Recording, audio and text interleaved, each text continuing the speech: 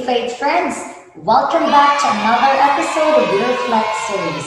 My name is Ivana Joyce A. Panganiban, and I will be your gospel sharer for today. Today is another blessed day for us to reflect on God's message to us. Today's gospel from Book of Luke, chapter 9, verses 46 to 50. There's a big message for us, and that is greatness. But let us look into details. Ano nga ba ang nais iparating ng mabuting balitang ito? In this gospel, we have three takeaways. First, humility is the key.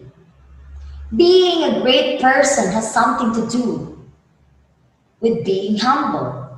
In what way? If you think that you are already great, you all have the power, authority, beauty, and all the worldly things. Let us be mindful that these are all from God.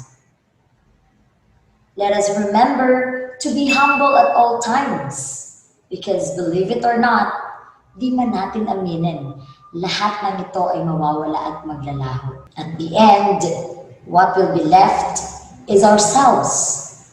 Are we still great by that time? Even we don't have those worldly things? That's the big question. Kaya habang na-enjoy pa natin ang mga magagandang biyaya ni Lord, let us extend our hands and learn to share them to others. Sabi nga, humble yourself or life will do it for you.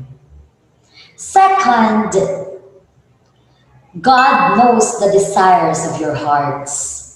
Everything we think, everything we are doing, or everything we are about to say, God knows them all. Pero may tatanong mo, bakit kung alam na ni Lord lahat ng iniisip ko, lahat ng sasabihin ko at gagawin ko, bakit pa rin ako nagkakasala?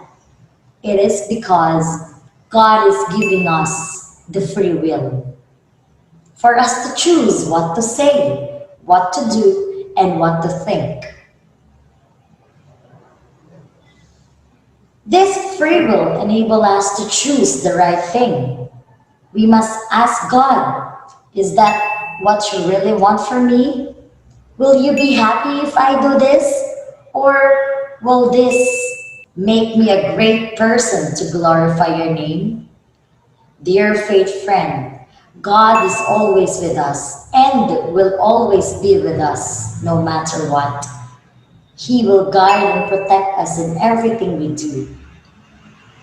It says in Matthew 6:33, seek first the kingdom of God and his righteousness, and all this will be added to you. And lastly, you are great because you are a child of God. Remember, over and over, Jesus tries to get his disciples to see that they are called to serve, not to dominate. In the kingdom of God, everyone is equal. There is no position of power, no hierarchy. Everyone is a daughter or son of God.